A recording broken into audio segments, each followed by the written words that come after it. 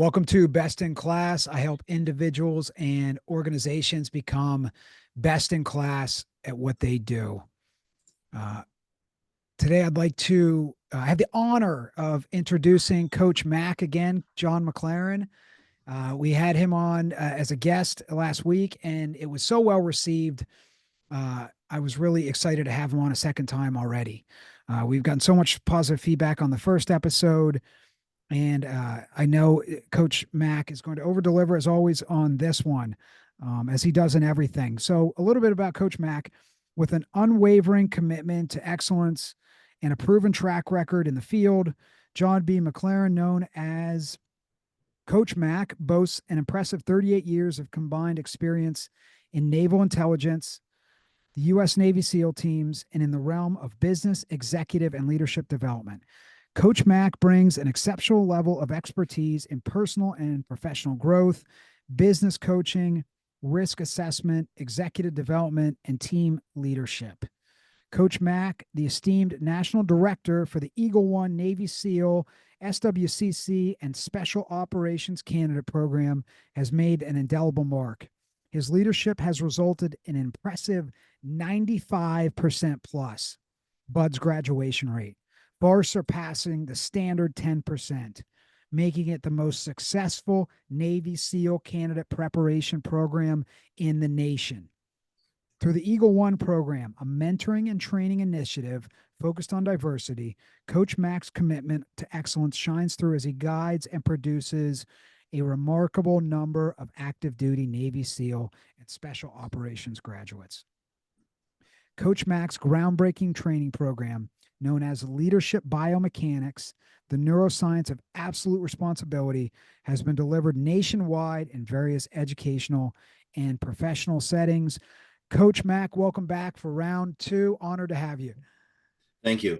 That's an incredible introduction. There's I'd like to say no pressure, but now I'm just a total wreck about performing. So I'll do the best I can. I'll hang on as best I can. I appreciate it. Thanks for having me back. I had such a great time last time, and people who listened to your podcast, they kept commenting, and I said, look, he couldn't have made it easier. He could not have set the stage for easy conversation and some personal growth there. So I appreciate that. I appreciate how easy you make it. I've done a lot of podcasts. I love hearing how people are and learning from them. And yours was, as soon as I looked at your website, I thought, oh, this one's going to be amazing. And it was. So I'm so glad to be back again. Your interest is flattering. So thank you. Oh, honored. I learned so much from the last podcast myself. I took a ton of notes. Coach Mac is a great principles-based teacher and leader, which all the great coaches, all the great teachers, all the great leaders are principles-based. And he has so many great principles that he shared in the last podcast. Now, there was a specific story. Coach Mac trained Thomas Jane for a movie called The Punisher. It was one of the really pioneering Marvel movies, and one of my favorite movies as well. And he helped Tom Jane make a transformation in a very short period of time, physically, I think mentally and emotionally, to play this role of the Punisher. I think, former Special Forces soldier. And Coach Mac had a short period of time to really get Thomas Jane up to speed mentally, emotionally, and physically. And it was a really great story that I took a lot away from, especially in terms of principles. And essentially, is how to transform your life in a week. What you can do in a week when you've got the right guide, right? You can totally shift your paradigm in terms of what's possible. You can make an insane amount of progress in a week. Again, if you've got the right coach, mentor, teacher to guide you, and you show up with a few other things, which Coach Mac will help you do. Coach, would you be able to tell that story in terms of how you worked with Tom Jane, and I guess the process overall in terms of your, the strategy and the mindsets and the action steps that were involved in that? Yeah, thanks, AJ. I love your reference to actually a week. I didn't think about it so as such a powerful. I've said it for years, where a candidate or a business client or a person who's looking for personal leadership, and when we say leadership, we're really talking about how to be a better you. Leadership has nothing to do with someone else. Nothing. We often talk about leadership as if it's this thing that we get other people to do. People do what comes naturally to them in your presence, right? So it wasn't about how I manipulated or how we manipulate someone to be and say, I'm a better leader because I manipulated you into this behavior, even though it might be phrased that way. But leadership is really when you are firing on all the cylinders in your prefrontal cortex, when we're minimizing our fight, flight, or freeze response. Um, but people, this is IQ and EQ. So don't think we're talking about some soft woo-woo kind of thing. This is legitimate chemistry and human biology. So I love that you pointed out, look, it's a week. You're going to notice every week in a good program, whether it's your physical program in the gym, whether it's your running program or the Navy SEAL swimming program, if you're following along and paying attention to a great mentor or specialist or coach, whatever the term they actually use, the difference is I often use the expression 2 weeks. Every 2 weeks, you should noticeably be better at some things, whatever the things are in there. So business is the same. In the first week or two, we are noticeably better at being our best business self. We are noticeably be better. Grammatically tough moment. We are noticeably better at being the best self that comes home to the living room after an exhausting day. You know, I might say, I've often said, you're just going to notice you're less of a dick, right? You're less irritable. These are signs that your brain is working better when you're less irritable, right? So all these things. So with Thomas Jane, first of all, incredible actor and incredible person. I can't say enough good things about him. He just, it's a role. The Punisher is a role that I really love too, personally. It really speaks to me. It's a human being who does inhuman type things. He just keeps going. You can't knock him down. You can't take him out, but he doesn't have superpowers. So anyone who doesn't know who the Punisher is, there's no superpowers there. His gift was that he's just got tenacity and he keeps working hard and keeps going after, and he's lethal and brutal, and he's this family guy. His family gets destroyed. So who doesn't, I love the character as well. So when you brought it up, kind of a blast from the past, I thought, oh my gosh, I love the character. So the interesting thing was I wasn't Thomas Jane's trainer.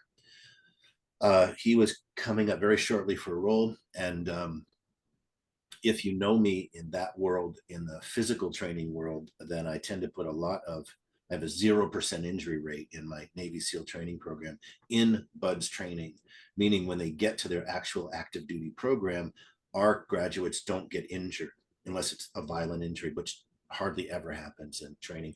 But I mean, they don't get ACL, MCL, ankle issues, shin splint issues that they might get ouchies and boo-boos and you're sore, right? That happens. It's intense. So when we talk about a week or 2 weeks, you brought up such a great point, is that it only takes a couple of weeks in a great program. If it was going to take months, think about this in an evolutionary sense. If it's going to take months for you to make a change, that's whatever threat moved into your neighborhood would have already eaten you. You'd be gone. If it took 6 months to adapt to threat, you'd be gone. That's negative. That's the fight, flight, or freeze system. Your actual positive development system increases so much faster, but not automatically. You have to train it, right? Excellence is not intuitive. Negativity is intuitive. Excellence is not intuitive. We have to train it because negativity makes you small and withdraw and lets you quit more easily and run. And positivity makes you engage and navigate and develop, right? So it's much faster to develop that, but it's not automated. Negative evolution is automated. We are designed to have bias and anger and upset. So with Thomas, when he came in the door, it's a long-winded way of getting back to this. He came in the door, he had a nice solid trainer already. Been training with someone. She was great. She was great. She was what I call a safe and effective trainer. Fantastic. What he needed was to become an apex predator for his role. He needed a Navy SEAL level. He needed the science of and all these things. And what happens for most people, whether it's the business world that you and I work in, the physical world that you and I have both worked in as well, because we both have an interesting trajectory of being as understanding and progressive in physical training world as we are in the professional and personal training world, which is one of the things I first noticed about you is your evolution has left no stone unturned, physical, mental, emotional, spiritual, all of that. It's really fantastic. So when I met Thomas, it was only about 3 days. In fact, the first 3 days, when clients often come to me, they'll say, well, I already have a coach, or I've had a physical trainer, I've had this before. Well, I get it. I get it. I completely understand it. And one of the things I say to them is, look, if I tell you that there's a difference, you won't understand the language, because you can't understand a place that you've never existed in. It's very hard. So conceptually, I can say, look, this is likely going to be very different. And if it isn't, I probably would have seen that already in your current progress and said, hey, stay where you are. Because I love when people are on the right track and I get to say, look, just stay where you are. You're doing great. Now's not the time to make a transition. So we spent about 3 days together. And what I loved about it is he had a good baseline. He's a hardworking guy. As I say, he's the right candidate, right? He's the right candidate to go places, takes his job seriously. Again, I can't say enough good things about that guy. So we worked out for 3 days and he said, I have another trainer. I did this. Well, on that next Monday, he came in and said, I've never made this much progress, even in a year.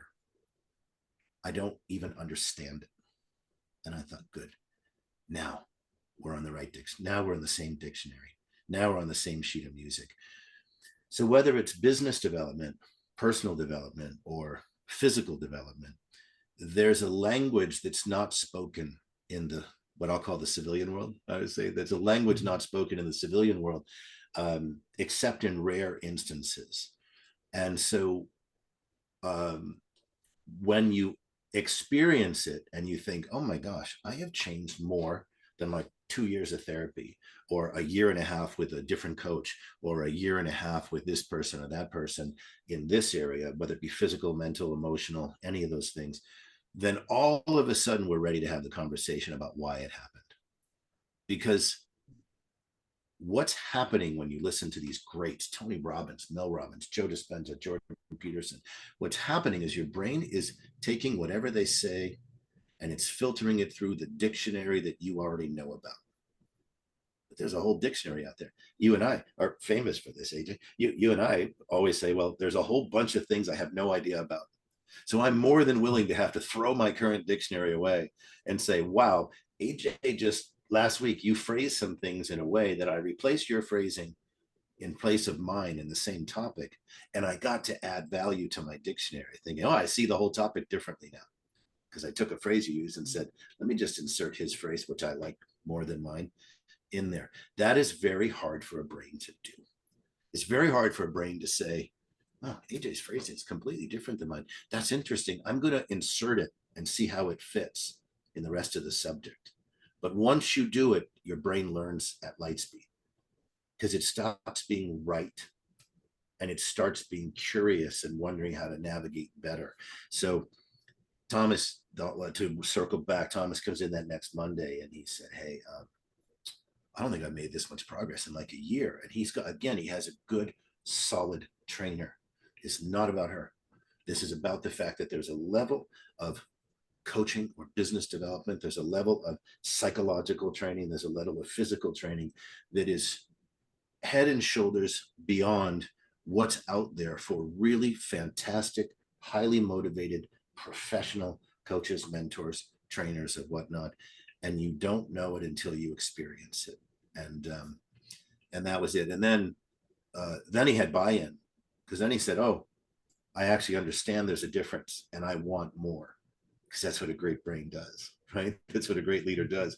I understand there's more and I want more, because I want to give more. In this case, give more to the audience, give more to the film, give more to his colleagues. You know, he wanted to add more value, and we got to do it. I think the toughest thing to do is it's never an insult to the person who came before. They're what got you. The client who comes to you, an AJ from someone else, they really needed that coach. They needed that development. They needed those positives and negatives, or else they weren't going to speak your language enough to get to your front door. But to think they already know everything and to teach them, well, why come to your front door? It's like I didn't come to the door to hear that I'm right. I came to the door to hear how much more is there. because I'm not wrong either. It's how much more is there? So, Mm. so Thomas, the first 3 days was literally saying, I'm just going to go through it. And fortunately, he was the type of gentleman who just followed and said, I'm just going to do it. I'm just going to do it and see what happens. And it only took a week, because in a week, your business coaching, your mental coaching, your emotional coaching, your physical coaching, when it's the right place, you're not just going to be run ragged. You're going to be climbing, and you're going to be climbing. You can't, to use a double negative, you can't not climb. You're going to climb. In a really good program, you are going to come up. Otherwise, your coach will leave you, or you will leave your coach, because it won't be a good match, right? Because you and I both have the same need to move the needle.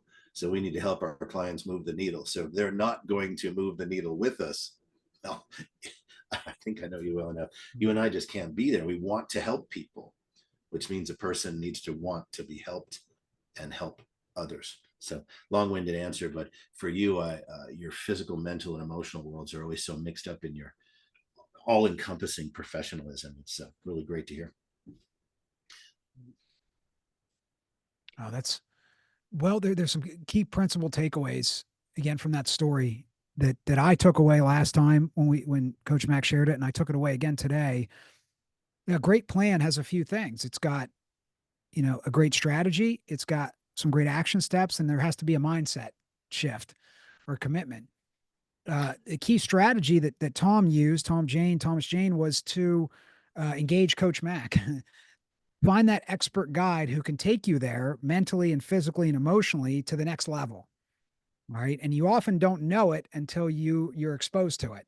You don't even know what you don't know. As Coach Well, Max says, it's a whole different language. you don't know what you don't know. And yet Yeah. there's more that I don't know than I ever will know. So once you know that, at least I'm not resistant to knowing more. But I love it. I don't know what I don't know. But now I've understood that I won't live long enough to even have the tiniest understanding of what's possible in every area. So now I don't have to spend time wishing I was right, defending being right. That's called righteousness, and then self-righteousness. So it's a slippery slope. It's all based in fight, flight, or freeze. Oh, well said. Well said. It takes humility to say, you know what, there's so much out there I don't know, and I may never know, and that's okay. Thomas Jane had enough humility to try you for a week and say, you know what, maybe there's things I don't know. Right. So I'm going to give this a shot.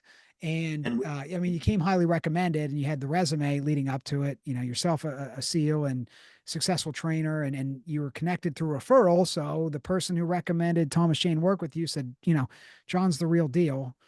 And there's a lot at stake in these films. There's a lot of money at stake also. So it's not just, I love your Pop Warner reference you given me before versus the Hall of Fame, right? This is the highest level of play here. A big budget Hollywood film like this, a lot of money on the line, a lot of reputation on the line as well. And so Tom Jane had the humility to say, I don't know what I don't know. I'm going to give this a shot. And the strategy he used was find that expert guide, find that best of the best type coach or mentor, and have the self-confidence in yourself that you're worthy of learning from someone like that, an elite coach or mentor. You got to have the confidence that I'm worth it. I'm a worthy student. Okay, that's number one. So that's the strategy. Number two is that full commitment. The action step is I'm going to commit to the plan that my expert guide lays out. My coach, my mentor, my leader, whoever, specialist, my expert guide, I'm going to commit 100% to that plan. I'm going to go all in. And last time you mentioned that every stick of gum that Tom Jane put in his mouth was a count. I thought that was great. I mean, that's just every detail, every repetition, every pound of weight was planned out by Coach Mac for Tom Jane, where he was able to make this huge leap in a week that just blew. And adjusted in process. Like he was so fantastic at getting on the train, as I'll call it. He's so fantastic at it that I got to do my best work, because and here's the thing for all of us, is I always say our leadership ability is a direct reflection. It's the other side of the coin of followership. We only lead as well as we follow. And so for folks listening right now, you can probably think of someone that says, wow, they don't follow anyone. They barely listen to anyone. So it's one of the reasons you'll hear people talk about like type A personalities, which I'm not, because I would describe type A as people who just don't listen, because they're so engaged in what they're doing that they're not listening. So whether they're assertive, highly motivated professionals, like is kind of the way I describe you, people might ever tell you, oh, you're type A. And I think I understand what they mean, but I don't think you're type A at all. You're too busy being curious and listening and paying attention. I Whereas when appreciate I it. hear people talk about someone type A, they're like, oh, I'm like, oh, that person's not going to listen. They're going to accomplish high level stuff in exactly the area that they do. But I very seldom see a person who people describe as type A be very well rounded, because they're amazing in what they do, but they're not listening. They're not curious. So I love what you said, is that when he said, and I meant it when I said they didn't put a stick of gum in his mouth, what that allowed me to do is immerse myself. You said something that one of your friends and mentors had said, like, you have to be obsessed or fully immersed. Is that so? I was paying attention at a level because his behavior allowed me to focus on him that way. He was so on the train following the plan that I got to say, nope, our weight's coming down too fast. I'm going to make this adjustment on Wednesday instead of waiting 3 weeks to see what happened. And so there, now we stabilize his weight from coming down and this. But if he was all over the place, then science, experience, understanding, teamwork doesn't matter because it's a wild card. But he's a wild man who can follow a plan because he's just intense. So I'll say he's still a wild man. He's following his plan. He becomes a role, as far as I can tell. So again, I can't say enough good things about him. Um, but yeah, you really bring it up. I find one of the challenges in doing fractional VP work or business coaching is that when you're deep into it and frustrated, or you're really trying to hold the line as a leader, one of the things that happens is our brain has a very hard time hearing other people, because it's like hearing that we were wrong, and yet you weren't wrong. We're both sitting in the same room. It's my job to watch the chess game and see things coming because I'm not in the stress and duress of the chess game. It's my job to know things that might not be present for that person right now, even though they know it. So I, with Thomas Jane, I was able to adjust because he did things so well, and because he was so open about. I knew his schedule, I knew his lifestyle. He's a family man, all these things. So I knew all that was going on to accommodate. But I find it. You mentioned last time about the correlations and the similarities in the coaching world and the personal development world. And I said they're exactly the same because it's a human. We're all getting stronger or getting weaker. We're all anabolic or catabolic. We're breaking down or building up. We are never neutral. We're never Mm. staying the same. We're building up or we're breaking down. So, yeah, I love the correlation into the business world as well, into the military training world. There's an author named Myatt Murphy, and wonderfully, one of the most intelligent fitness writers I've ever been. He did a lot of interviews with some clients at Thomas Jane. Wrote a bunch of books. One of the most intelligent in the fitness world and the psychology around fitness writers I've ever met. Like, again, I get to be surrounded by greatness in my world because I look for it and I notice it. Mm. And he asked me once. He said, "Hey, how did Thomas Jane gain so much size without drugs?" And I said, "Well, it's simple. There's a method I use."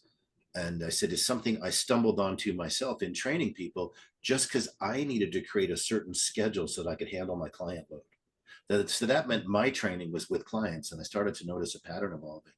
And he said, "Oh, you should call this the McLaren method." And at that time period, I didn't see the value of that. And he said, the reason being, I said, "Look, I don't like naming things after myself. That's kind of weird."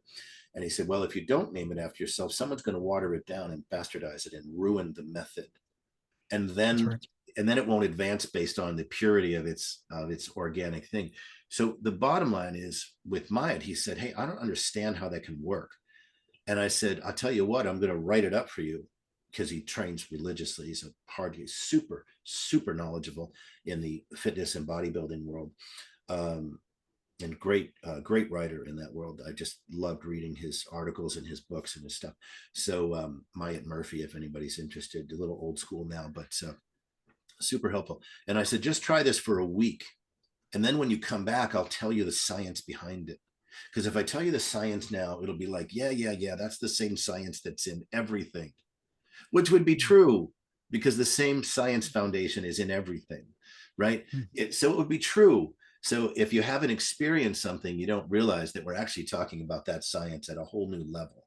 So he and his workout partner went, and at the end of the week, he called me up and he said, "Hey," I said, "you hit your personal best on everything, right?" He said, "Yeah, everything." He said, "We've been training for years and I hit my PR on everything." I said, "Yeah, you think that's cool? Wait till next week because it's going to happen again."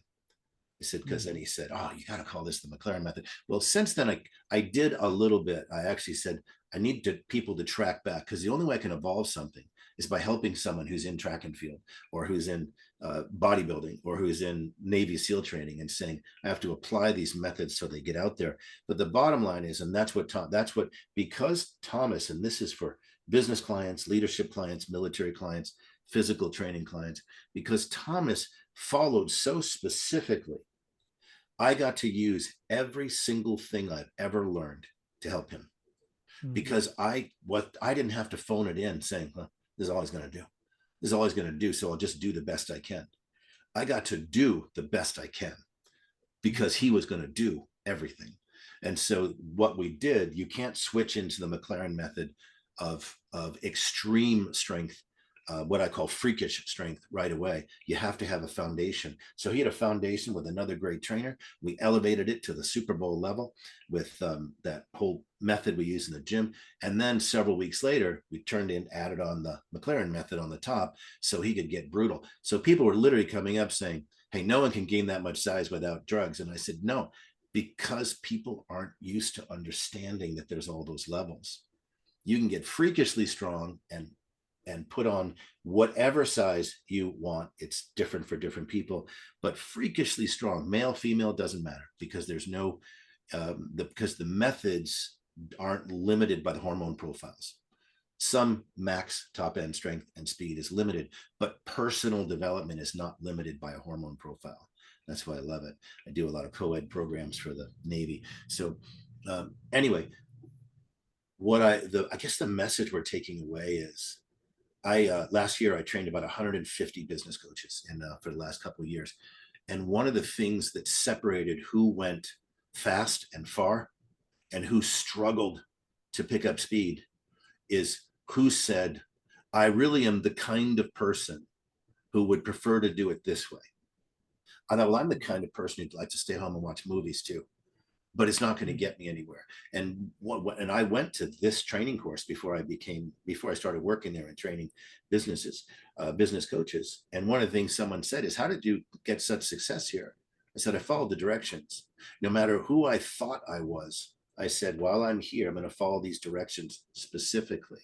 So if you said, hey, I'd like you to try this week, I wouldn't say, if you were my coach, because I think your work is so amazing, I wouldn't say, well, I'll do that except for this and this because I found I really am more comfortable that.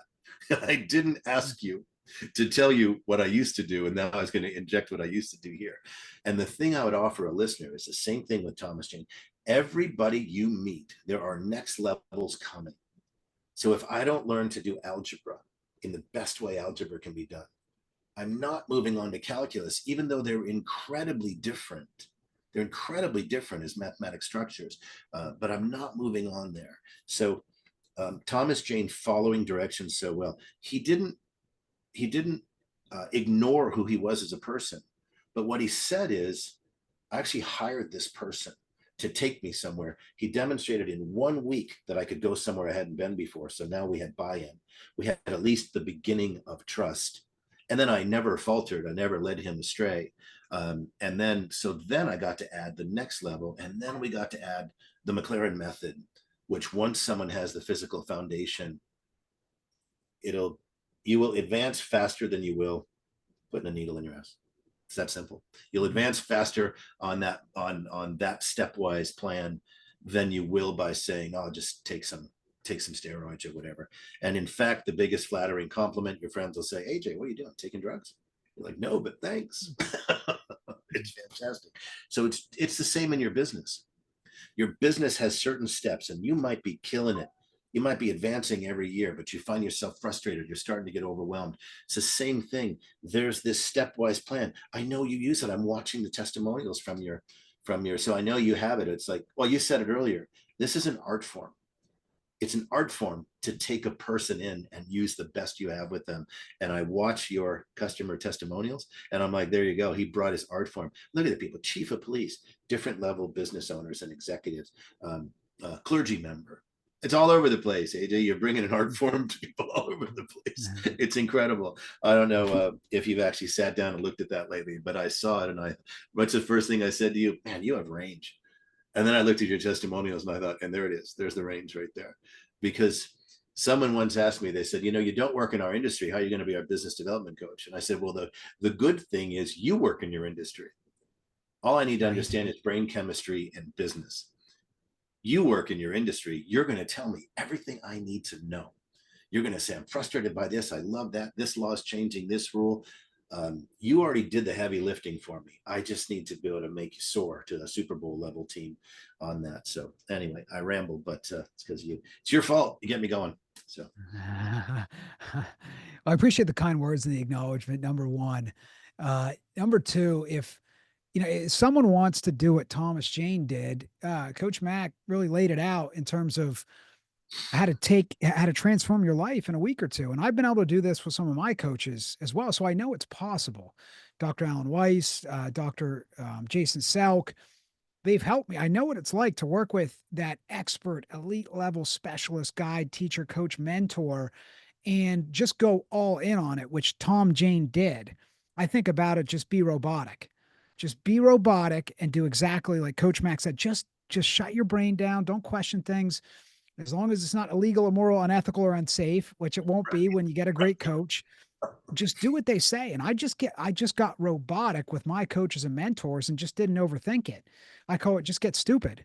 And I don't mean that in an insulting way or, to insult anybody's too intelligence. stupid to say no. It's my favorite saying. I'm too stupid to say no, and it lets me buy into things that if I had had time to tear them apart, I would have said, "Man, it's going to be hard. Wow, that's going to be expensive. Boy, this is going to be too stupid to say no." And so when you get on the train, I absolutely love it. And the thing you just brought up something interesting for me.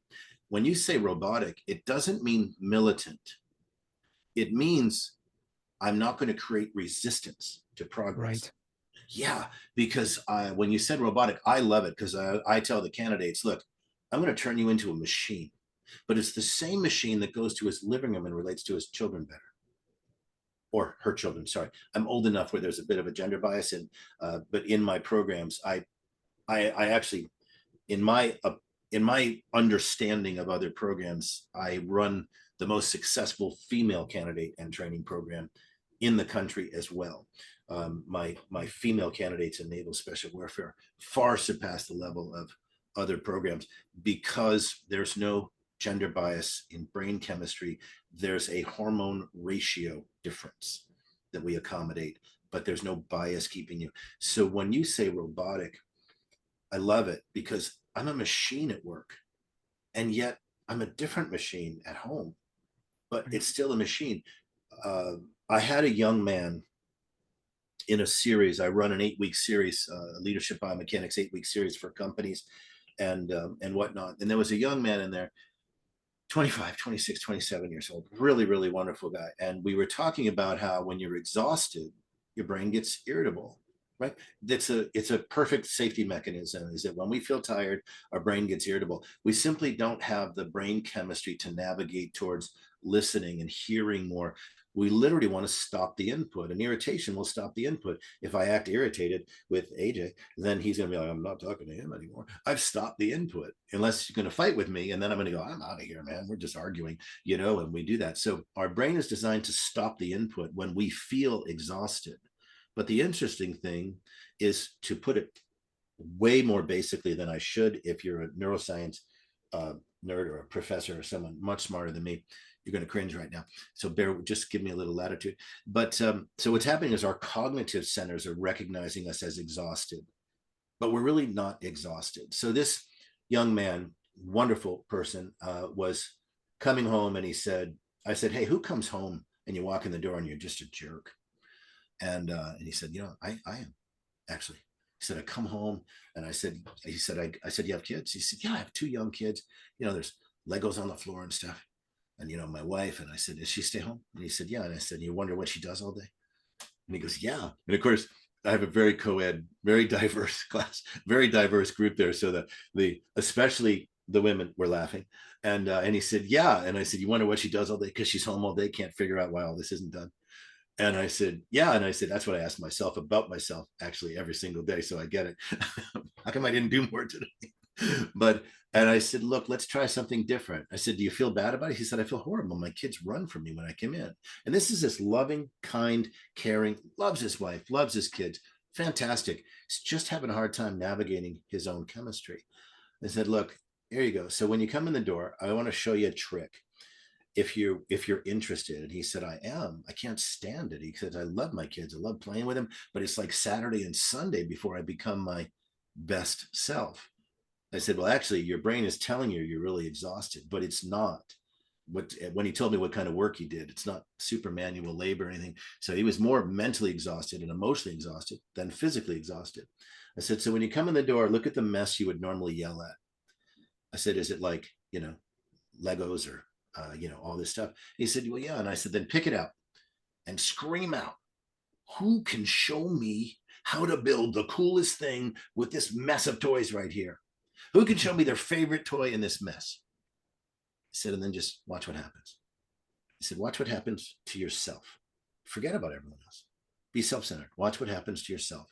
And if you do this every day for 3 days, 72 hours is a miracle timeline. It will destroy you in life or set you free until the next 72, right? So 72 hours is the miracle timeline. So more in that in another episode or something. But so next week he comes in and I said, I did a little intro. We did a little hello, it's the best part of your week, whatever. It's the way I start meetings a lot of times. And I said, hey, what's your, what happened this week? And he started, tears in his eyes, tears running down his face. He said, I went in the first day and everybody had already run. Kids weren't around. Everybody had already hit the bricks, right? They were getting out of the way because dad's coming home. It was like the 50s, newspaper, scotch, everybody shut the hell up and we'll see what goes. And he said, I went in there and I picked a mess, whatever it was. And he said, who can show me what their favorite thing is? And he said, my kids and I had the best hour. And while we were playing, we were putting stuff away. And he said, and my wife didn't know what to think. This is what I call no man's land. She was in no man's land. She wasn't sure whether he had just come home like on drugs or whether something was happening. She was in no man's land because she was used to taking heavies when he came home. And remember, this is a man who loves his wife. So he's got tears in his eyes. He said, so day 2, my kids weren't disappeared. This is how fast you change a family to positive or more negative. So the second day he comes home, his kids hadn't run away.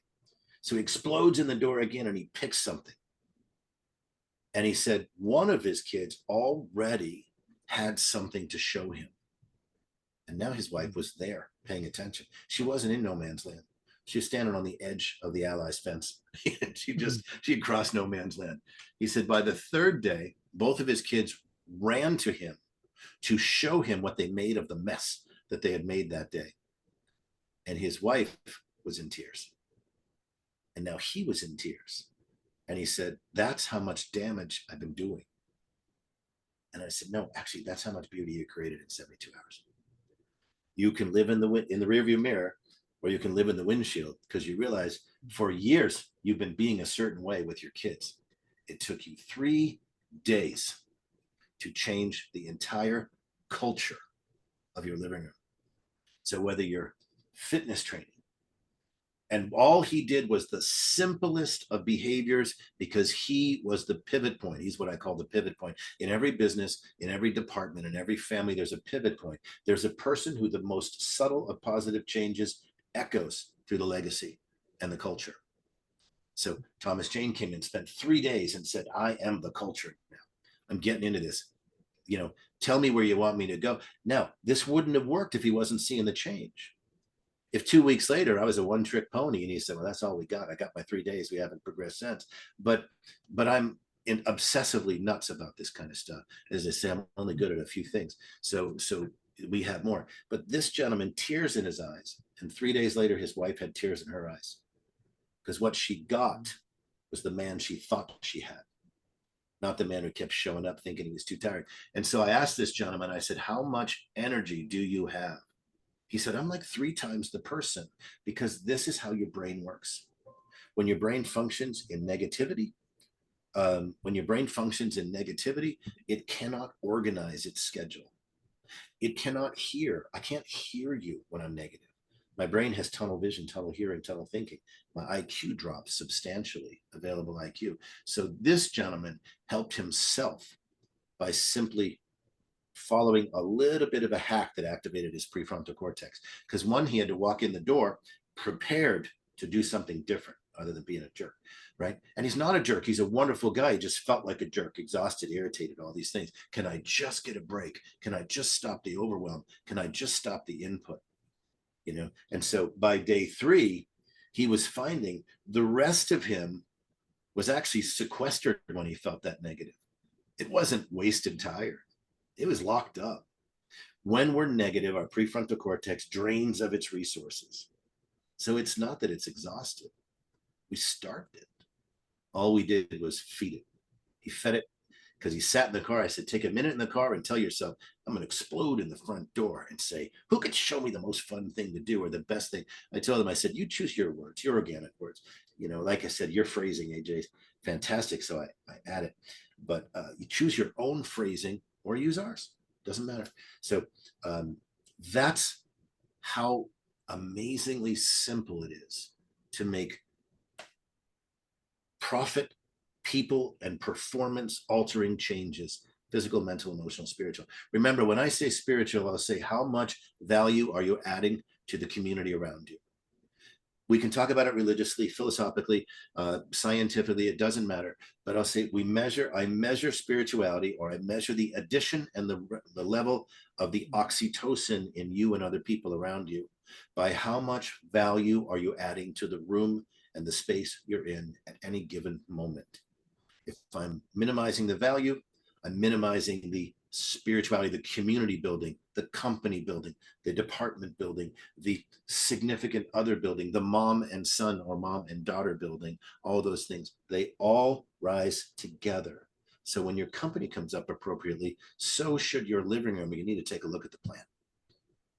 I expected Thomas to find himself to be even more comfortable because he was a machine of understanding how his brain worked here.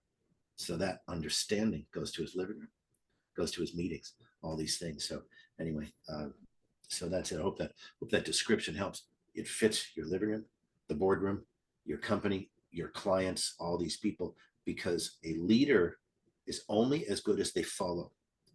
And so we have to see the effect we're having on people to follow well, because I'm creating tension in the room, or I'm creating peace, joy, motivation, confidence. You said it earlier, confidence. I'm creating confidence in people, and it's not a gimmick, it's real. Because if you fake out people and you lie to them about if you tell them, oh gosh, you look like you've lost so much weight, and you're lying, you've actually devalued the room. More importantly, you've devalued yourself. I never, ever pay a false compliment, ever.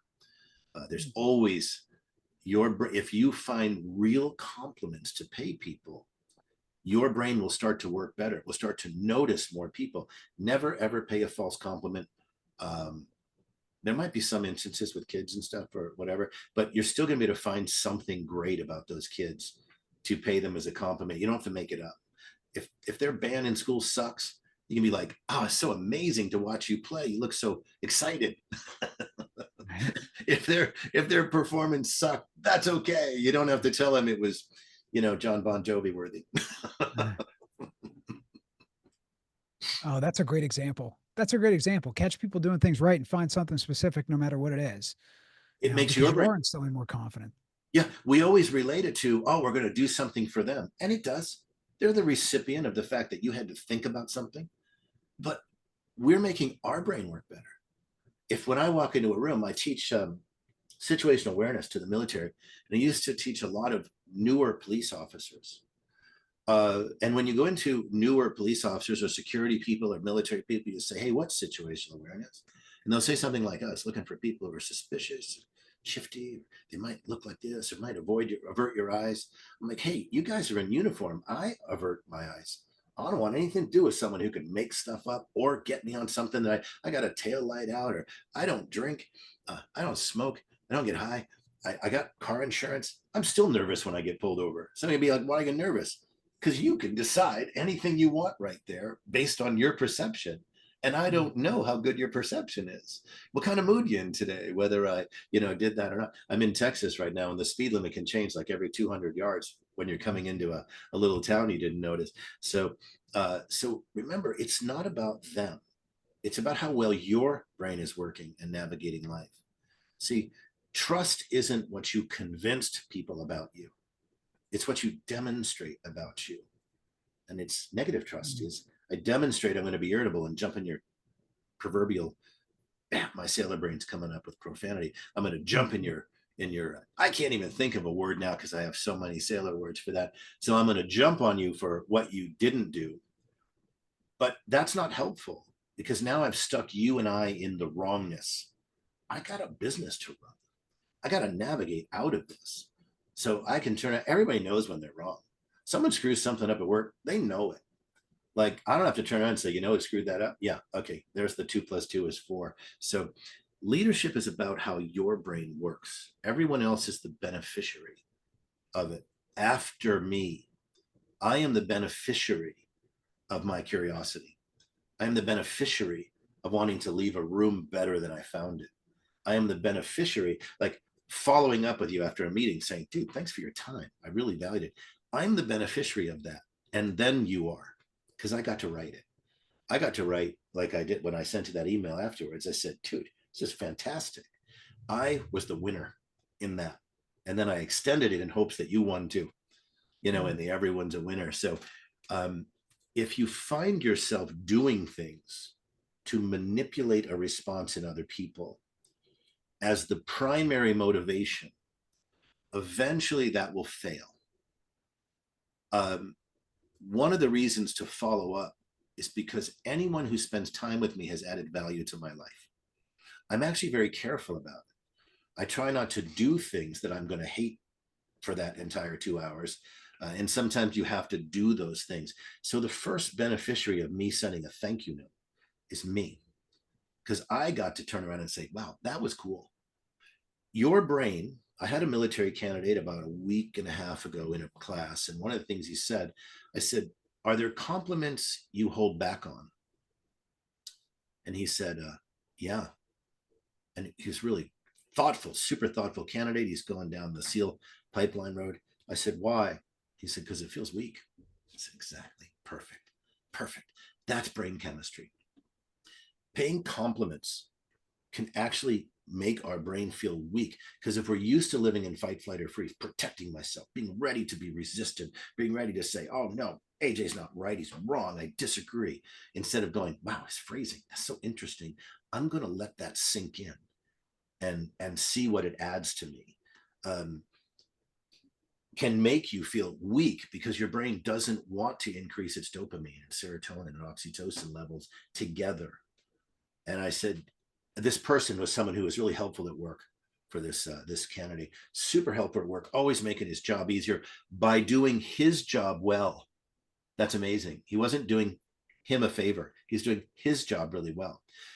When you want to pay a compliment and you stop yourself, it, in all the research and study I've done and the reading other people's work, it appears to me that when your brain wants to give a compliment, it's actually screaming at you to explode into its upper level of Maslow's hierarchy of needs: respect of others, respect by others, confidence, a spontaneous acceptance of facts, morality, ethics, all those things. Your brain's trying to say, if you walk through this door right now, I'm going to give you this big gift of explosion, of activating the areas that just make you a better leader of yourself and others, a better demonstration of humanity. What it doesn't do is take away your ability to fight. But if you live in stress or anxiety or fight, flight, or freeze many, many hours a day, your limbic system that exaggerates and lies will try to convince you that it makes you weak. It doesn't make you weak. Case in point, a martial artist who's comfortable and fluid is incredibly offensive, but you call it self-defense. Because the idea is they're not engaged in anger and all these things. They're just training. We're just here minimizing this. I don't have to be mad at you. I don't have to dislike you, right? So that's an example of how you train your brain to not be immersed and lost in fight, flight, or freeze. So it's as simple as that. When you want to pay a compliment that's appropriate, by the way, because I work around a lot of very old school people, and sometimes because you have to think about how your compliment's received. So I wouldn't necessarily tell everyone I love their outfit in every environment, right? But in this case, I really want to make that clear. I am not saying unhinge all of your comments, because we also need to learn how we affect the room. People say empathy is putting yourself in my shoes. It's not. Well, it is. It's trying to understand another person as best as possible. But the bigger part of empathy is understanding what effect I have on the room. What am I causing to happen? The young man who wouldn't pay a compliment, amazing candidate. What is he causing to happen? Maybe nothing, but maybe that withholding, adding the compliment is him causing that other person to go, wow, I'm valued for what I do. He's pointed out, you said, point out the points. The gentleman who came home irritable, what was he causing to happen? He's causing the misery of his entire family. Within 72 hours, he caused joy and a better family relationship. And he was better. He was less tired at work and all those things. Anyway, I'm covering a lot of ground here, so sorry you get me all going, but pay a compliment. And also notice, what effect do I have on a room? Leadership is knowing what effect you have on a room. It is not manipulating the outcome no matter what. It's understanding what effect I have on the room, which takes incredible self-awareness, which only takes 3 or 4 days to start opening up. It is not a 6-month plan. No, no, with an expert coach and guide, it is not. It's not. That 72-hour story of the father coming home is one of the all-time best stories I've ever heard. It's one of my favorite stories that's ever been shared on this podcast. I'll be thinking about that one for years to come. It's so powerful. And the theme of this episode was change your life in a week or 2 weeks, but really in 72 hours, it's possible. If you've got that Every expert week, guide every week, every every week, week. every week. It's when I began to understand this, AJ, and I thought, oh my God, every time I've agonized over anything, which I will, I'm a human being, right? I'm not off the train of human emotion. I'm just not, I'm doing less of running it off the track over a bridge into a chasm. I'm just running it over a cliff less, right? We don't get, Jordan Peterson said something once. He said, when your self-awareness comes up, it's not that you don't have your same experience. It's just you're going to step back and watch it happen more and be able to more easily navigate instead of being it, throwing yourself off the cliff. You'll be able to watch yourself go, wow, look what I'm doing. And when I say, look what I'm doing, I can do something about it. So it's incredible, and it's incredible right now. I always say, if you come to a series of mine or work with people like you or me, because I can see it in all that you do, you're not saying, well, maybe in 3 months I'll see a shift. But here's the tricky thing. And I think, tell me if you've noticed this. When you do this kind of work, the change is so rapid and so subtle and so organic that the challenge is people will think it was their idea, which is horrible for the coach. Because I don't need the accolades or the pat on the back. I need you to be successful at being you. I need everyone listening to be their best self. The challenge of that is it's so organic that I'll have clients come into me after 2 months of saying, hey, can we just add this to your week? Just this one thing. 2 months later, they'll come in and say, you know what? My partner had the best idea last night. We're just going to start doing this. It's the same thing I've been saying for 2 months because it's so organic. But what happens is they couldn't hear it before then. They could parrot the words back to me, but they couldn't hear what I was saying until we had stepwise up. Remember the McLaren method and then the foundational training of Team Eagle One and Elite Fitness, as I call it, and then the foundational training that the world had been giving my clients already, which is fabulous, which is fantastic. So this is why for your listeners, you can't swing a dead cat on LinkedIn without seeing 27.5 coaches. I'm so reluctant to even accept somebody's friend list because the first thing they're going to do is within 2.5 nanoseconds, they're going to spam me with, oh my gosh, I checked out your LinkedIn profile and whatever. I already know they're lying to me. They came in on a lie. You know, they came in on a lie. They sent me a canned spam email. So if you're going to send a canned email, make it canned. I want it, you know, we're reaching out because we're just connecting and blah, blah, blah. Stop lying to yourself because everyone else gets it. So when someone writes me an email that says it's all personal, but I know it's a canned email, they've already come off the list because they don't think enough of themselves. Forget about me. They don't know me. It's not an insult to me. They don't think enough about themselves. So when you hire a business coach or a personal trainer or any of these other things, yes, there are people who will just run you ragged and get you to do things. That's fantastic. And you might need that right now. You might need whatever level they're delivering at. You said it in our first interview. You said, hey, you give this money back guarantee. And I do 100%, 100% back. I always say, if I haven't paid for myself, which means not just my fees, if I haven't made you enough money that you've made the money on that, which is like 2.5 times what I would cost minimum, because it's ludicrous to think that I wouldn't make you that much more money. It's so easy to make another $1 million when someone's willing to get on the train. It's so easy to become your freakishly strong self, but you have to let it happen. And I know you're already in the weeds, right? Your clients and mine, they're already in quicksand. They're like, man, I'm already overwhelmed. Yeah, I want to do more. Yeah, I'm motivated, but I got all this stuff going on. And they're taking a huge chance to believe you and I. Belief is a horrible word for me. It's a horrible word for me because trust is repeated, observable behavior, and belief is blind.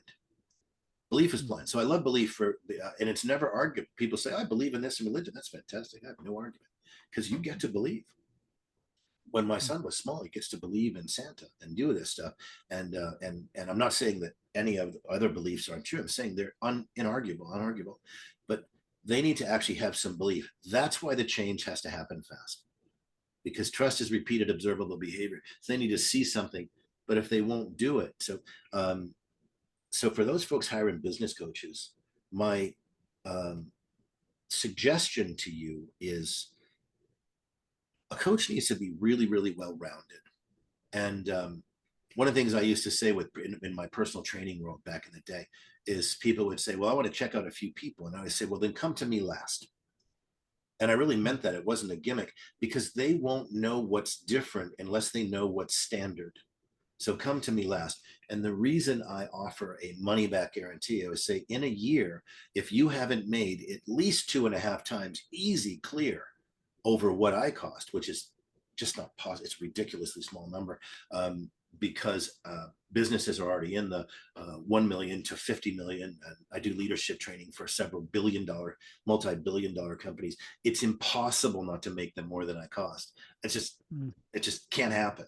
And if it did happen, I would gladly write the check. And I always tell them, in 12 months, if you have followed the directions and and we have worked together and done this, if you have not made far more than I cost, I'm going to write you a check. I don't care if it's 50. I have different tiers, 96,000, 150,000. I don't care.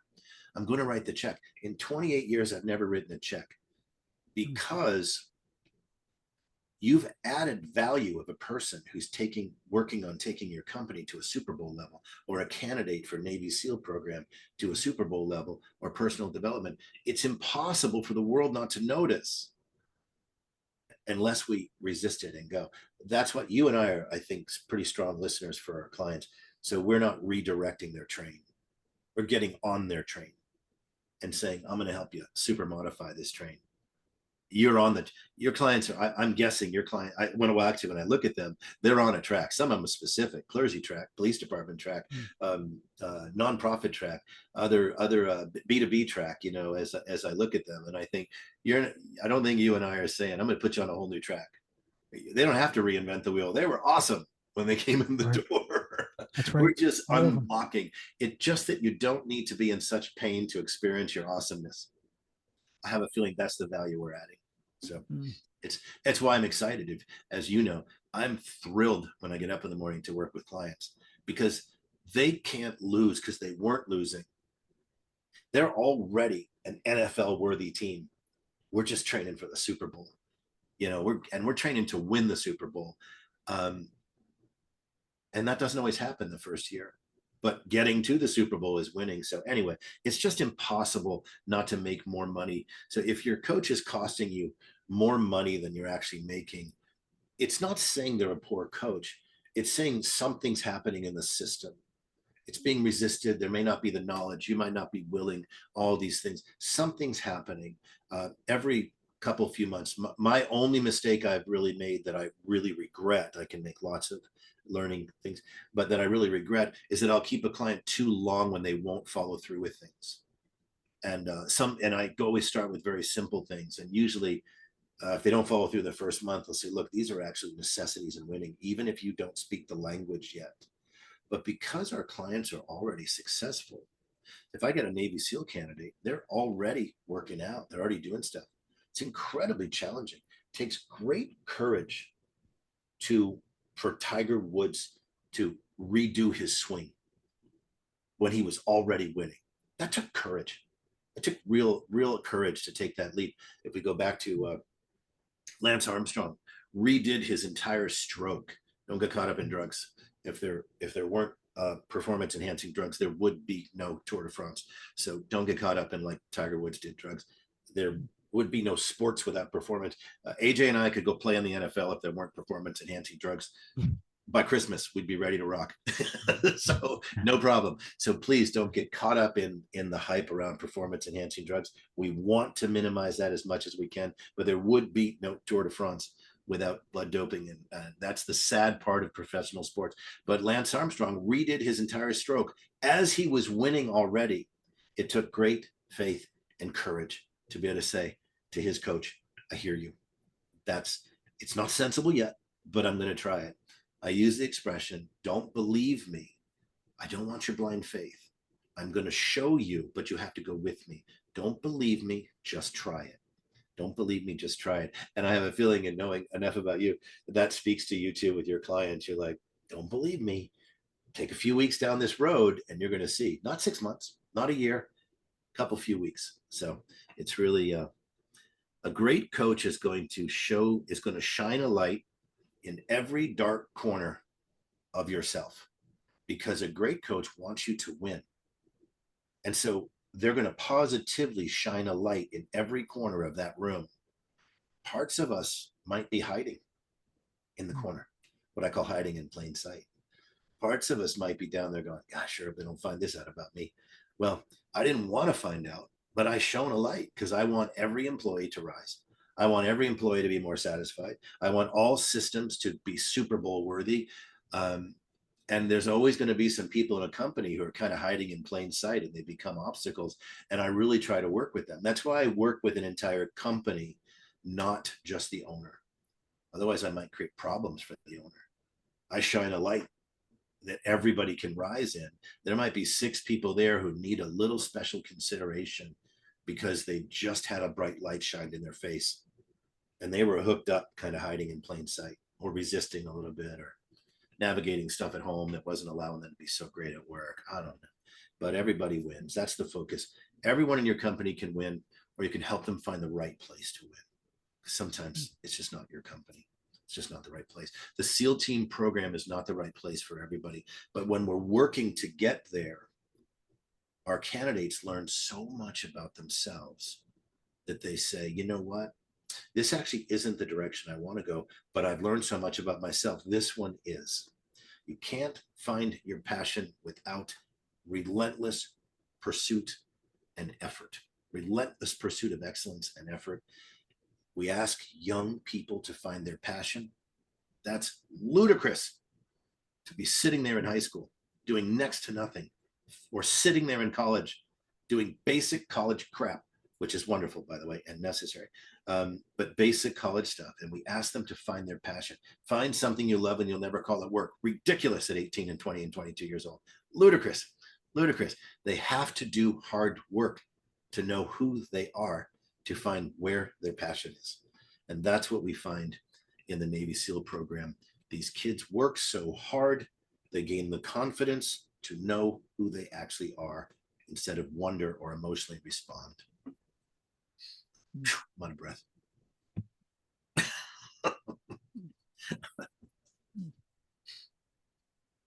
lot to think about, Coach. A lot to think about in a lot of different areas. I realize I go in so many different directions today. I was like, wow, I have to stop drinking those monster sodas. I can't wait to go back and take notes once again, like I did last time from the previous episode. And this episode, I feel like the way you laid it out, I've experienced it. With the way Thomas Jane, the Punisher's journey with you was the same journey I was fortunate to go on with my coaches, Dr. Weiss, Alan Weiss, and Dr. Jason Selk. In that, and anyone can replicate this. Anyone can do it. Coach Mac laid it out. To me, I experienced it as, the 3 steps. Number 1, find that expert coach, mentor. Okay, that true expert, that specialist. And how do you find them? Number 1, referrals. Okay, that's probably the best way. Referral based. Talk to someone you know who's experienced that coach and has gotten the results you desire, and or do deep research on this person. Read their books, listen to their interviews, or a combination of both. Referral source, trusted referral source, and or the deep research on your own. So that's number 1. Find that coach. Number 2, I had to go all in. I had to be robotic, because a great coach, mentor, specialist like Coach Mac is going to have a daily, weekly process that you have to just commit to. They will lay the steps out for you on a daily, weekly basis. Do this, don't do that. Okay, so you've got to get robotic. You have to get stupid. You've got to follow the process, because, again, you vetted that coach through referrals and your own research. Right? You trust that coach. You 100, not 99% commitment, 100% commitment. Be robotic. And then number 3, a great coach or mentor is going to instill confidence in you. Right? They're going to give you self-esteem, right? Through your results that you will achieve by following their process, and also by them shining that positive spotlight, all right, giving you sincere, specific praise like Coach Mac talked about, and acknowledging the greatness that they see in you. So they'll increase your confidence in 2 ways. 1, through their own affirmation of what your greatness that they're seeing, and 2, giving you a process to follow where you see results, success, and progress. So that's it. I mean, it's a mindset in terms of a great coach is going to give you confidence. It's the action steps, meaning follow their daily, weekly process, be robotic about it. And number 3, of course, at the, a foundational level, find that great coach, mentor, specialist who's referred to you and or you've done deep research on. And again, you can transform your life in 72 hours, in a week, in 2 weeks. It sounds like a marketing play. Okay. But I've experienced it myself. It sounds crazy, but I've experienced it through my own coaches. And to Coach Mac's point, I've received compliments from other people after a week of working with this person. I can see it in you. You speak different. You move through the world different. Your paradigm is now shifted. All right. You have more steel in your spine. You're moving with a purpose. You're speaking different. You're thinking different about the world. And a great coach is going to shift your paradigm immediately. In every session, you'll have a breakthrough with him or her. You will just have a breakthrough. And that's what you look for in a great coach. But of course, vet that coach out and go to the absolute best of the best coach you can find. I tell people I went to the best coaches I couldn't afford. When I was young with a trainer, I had a great trainer. And it was the best coach I couldn't afford at the time. I'm in my early mid-20s, and this trainer was training pro athletes, but I made that investment. That coach I almost couldn't afford. And the same thing with some of my coaches over the years. It was almost the ones I couldn't afford, but I had vetted them. I had and referral sources, and I knew if I go all in and I got robotic and I followed the process, right? I would get the results and get that return on my time and investment. So that's a process that's worked for me. It worked for Thomas Jane with Coach Mac. He laid it out for us. Change your life in 72 hours.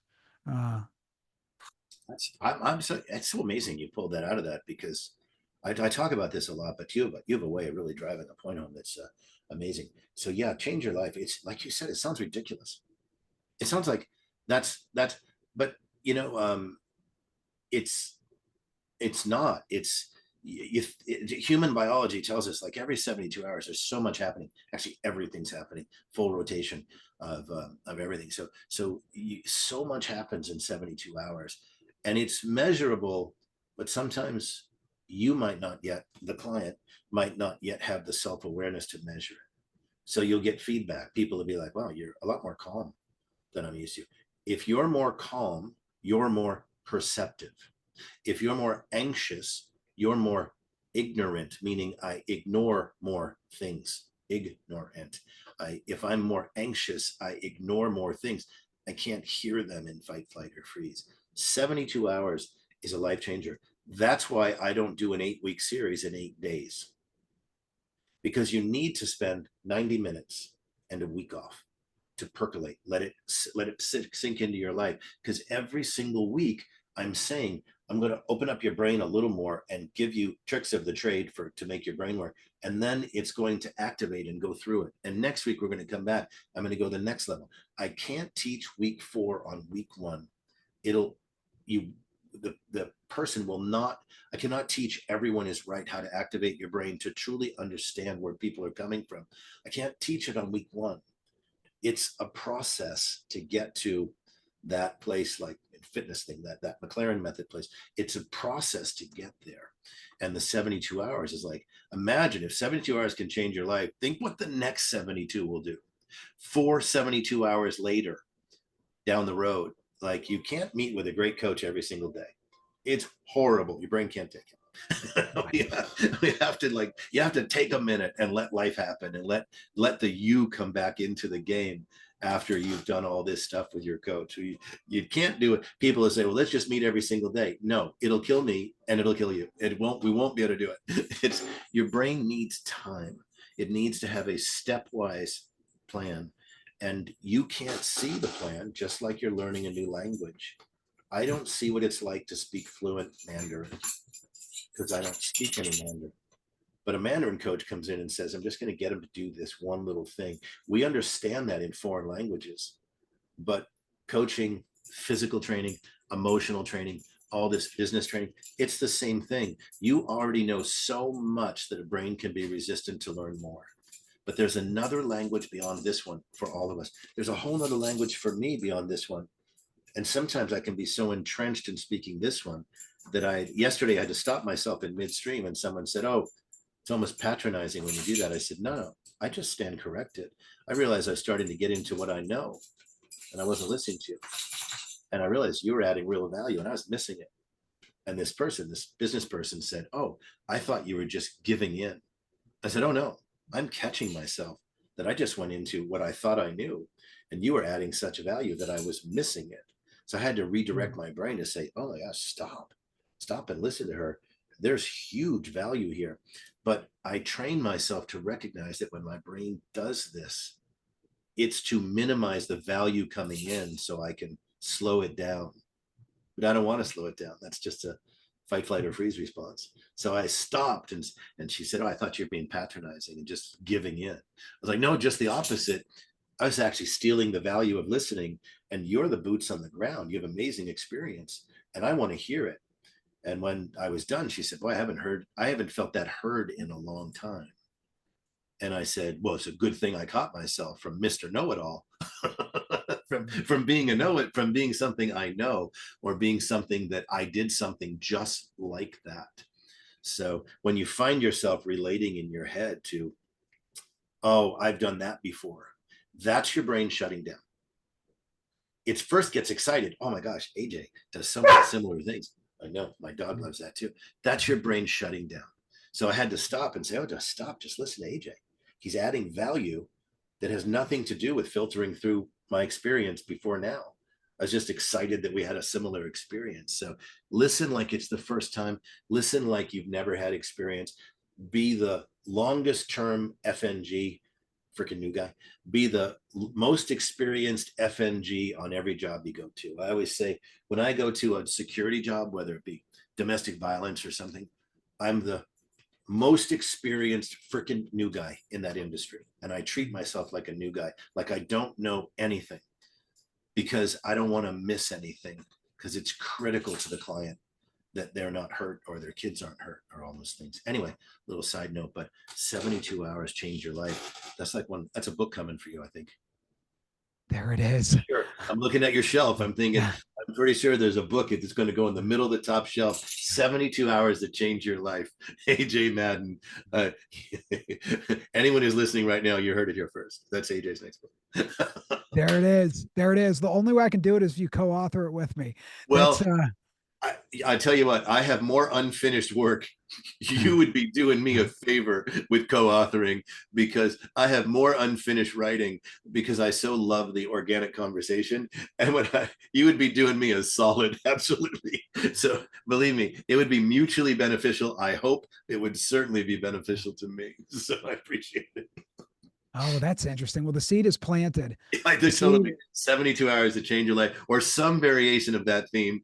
uh, it's quite extraordinary. It just gets me excited thinking about it, to be honest. And, experience it myself again through an expert guide, coach, mentor, specialist. So I challenge everyone to find that expert coach, mentor, guide, specialist to help you change your life in 72 hours, and vet that person, make sure they're reputable, referrals, do your research, and then commit to the process, whether it's for your health, your relationships, your career, your business. Those type of coaches are out there, and they're extremely rare. I mean, they're rare, but they're out there. They are. I've experienced it. Coach Mac has helped people do it himself, many people, and yeah, it just gets me excited because I see the greatness in people and I see the potential and possibility, more success, more happiness, better health, better relationships. It's just a beautiful thing. Again, Coach Mac, I appreciate this. Hopefully, we can do a round three at some point. I'd Anytime. be You honored. flatter me. You make my day. Plus, I leave every time I talk to you. I always leave. I get 3 times the amount of work done all week, because you have again, you're an artist at inspiring, but also because you have the educational depth and the experiential depth to support multiple areas of inspiration and motivation. So it's noticeable. You just put, even on your website, I was like, man, I was so excited the first time I read your website. I thought, man, it is noticeable right here. That's why I always say, and when I looked at your stuff, I thought, oh, and he wrote his own wording too. So he didn't have this done. This is him. This is him talking. So it was great. It was great. Mm. Oh, honored, Yeah. honored. And you're Thank you. such a great listener, even taking the time to read the website and really read it. And I can tell you, Coach Mac's a great listener. He's always, every time we talk, he wants to listen to me. He wants to learn about me and how he can be useful to you. And it's just inspiring for me to be a better listener, because the greatest leaders and the greatest coaches are always the best listeners. Mm. They're the most curious. They listen. They don't just listen with their ears. They listen with their whole being. And just like Coach Mac read my website, took the time to do it, and to listen to me. So take that away if you can, just to be that great leader, great coach, be the best listener you can be, get a little better each day at being that great listener, because it's really a gift. It's, being a great listener is a gift that you share with others.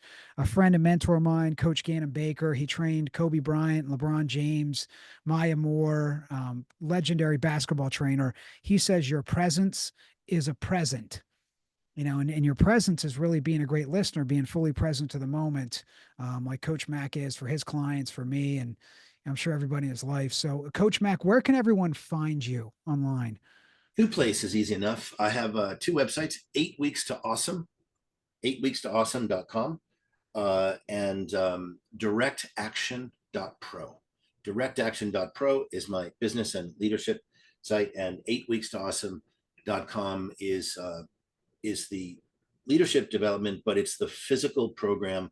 I have an app that I use for the physical training, and we have Zoom calls every week, things like that. As far as personal development, um, how we do things makes all the difference. So that's what we go over there. That's why I have so much in-person time. 8weeks to awesome.com, spelled out EIGHT, grammatically tough moment, and directaction.pro. or you can just email me. But on directaction.pro, on all my sites, I have a little chat box down in the corner. It's going to get to me directly. I'm going to get back to every single person. I'm a one-man shop, as AJ. We love doing our own work and responding to our own people. So if it takes a minute for me to get back to you, just know I am going to get back to you. So I answer everything personally. It's not about money. I always say I volunteer at least as many hours as I work, and it's really important to me to do that, to not have money as an obstacle for people who don't have the money to spend. There's always a corporation who can fund their own programs, and their money helps me fund all the free programs I do. So I appreciate that as well. Oh, beautiful. I can tell you personally, Coach Mac is very responsive, and what a great way to end the podcast in terms of volunteering as many hours as you work. That's beautiful. Coach Mac, thank you again for your time, your positive energy, and your elite expertise. As always, looking forward to the next conversation. Thanks, AJ. I appreciate it. Good day, everyone who's listening.